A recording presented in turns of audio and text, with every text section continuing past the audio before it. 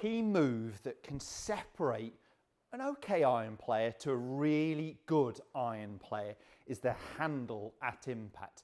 Now we should have our hands ahead of the golf club, and we call that shaft lean. So we're taking some loft off the golf club. Now, when we take some loft off the golf club, it's going to help us, one, hit the ball further. Two, it's going to help us get that ball, then turf strike. And it's often referred to as compressing the golf ball. Compressing the ball, we're just taking some loft off because of this movement. Now, what good, really good iron players get at impact is the handle forwards with a mid-iron by about 10 degrees. It will vary with different clubs. So the further forward the ball goes with a longer club, we're not going to create as much shaft lean, right?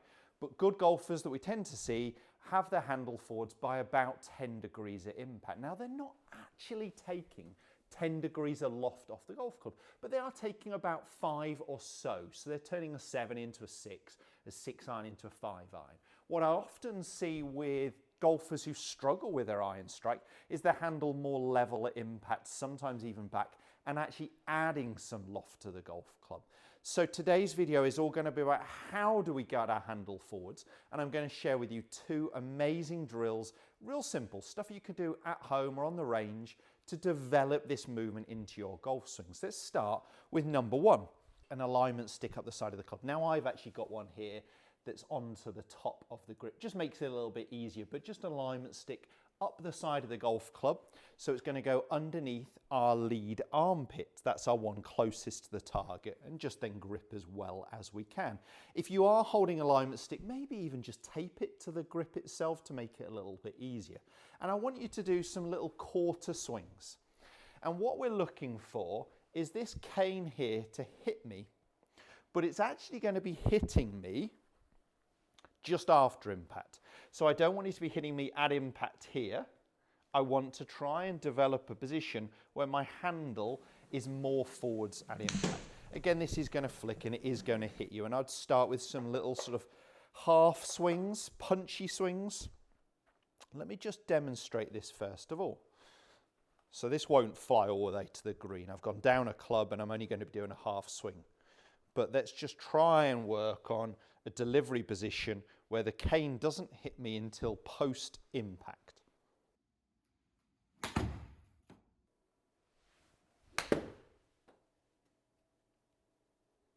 Okay, so a little punchy half swing here, and the cane hit me, definitely, but it felt like it hit me around here, a good couple of foot after impact into this movement.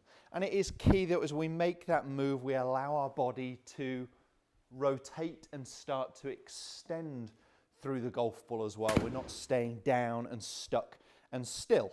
So handle forwards, just a simple exercise to develop it. Now you could even do some practice swings where you grip way down the shaft, okay, onto the steel or the graphite of the shaft, leave the grip sticking out the top here, and just at home make some practice swings, sensing that this is pointing ahead of my lead side into impact. So again, it's developing this type of position here that we're really looking for, not this type of movement. Now, what is a downside?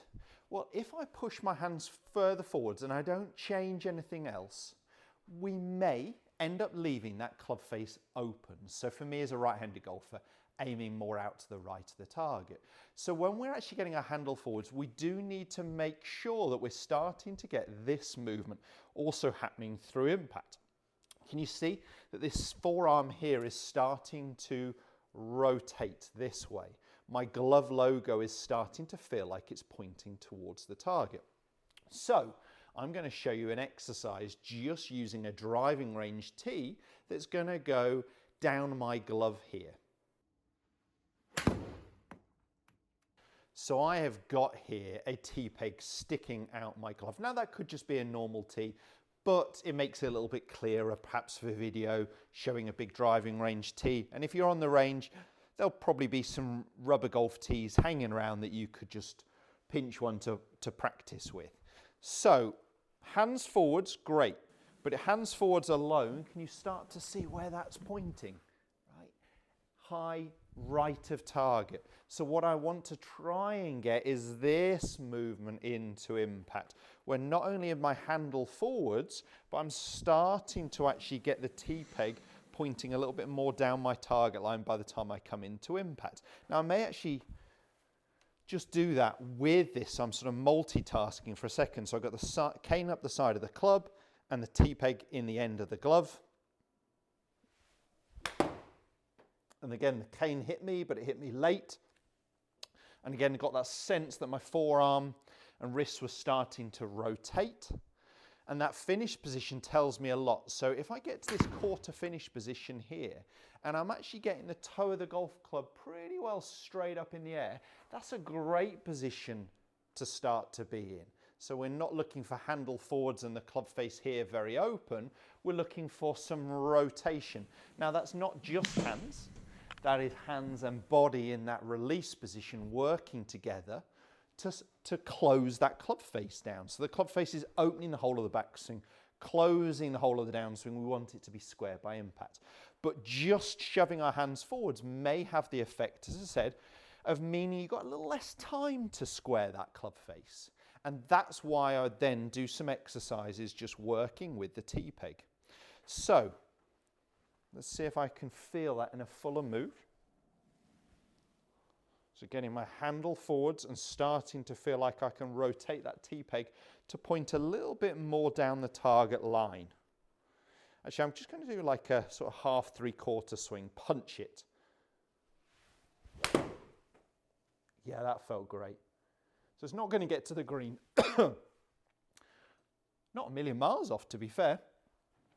But again, just starting with some small movements to develop that feel of handle more forwards and that T-peg starting to rotate. If you're someone who's struggling with weak, high right shots for a right-handed golfer, losing some distance, not hitting your irons as far as your mates, this could well be the reason. Now, the other thing this is going to help is that ball-turf interaction that we're looking for. So if you are someone struggling with heavy strikes, you are not delivering the hands far enough forwards. It's likely to impact you all this way and adding on some loft. So working on this movement is really going to help get that ball-turf strike that we're looking for. So let's go into a full one here. I'm just going to keep the tee more as a sense perhaps in my practice.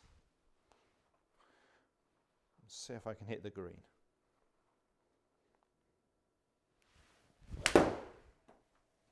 Oh, that felt solid enough. Got to be straight down my target line, just onto the front edge here. Plays a little uphill this hole, so I flew that 155. It's playing 160 as it's sort of 5 yards or so uphill. So a good strike, straight down my target line. Really got the sense of handle being a little bit more ahead into impact and that T-peg starting to rotate. So I do love this as an exercise and they work hand in hand. Just shoving the handle forwards may not work for you. You'll strike it better, but you may end up pushing a lot of shots. So start to work here and we can actually get our handle forwards and the forearm starting to rotate correctly to square that club face. And that's a very powerful combination. If that video has helped, make sure you smash the like button and don't forget to subscribe to my channel for more content just like this.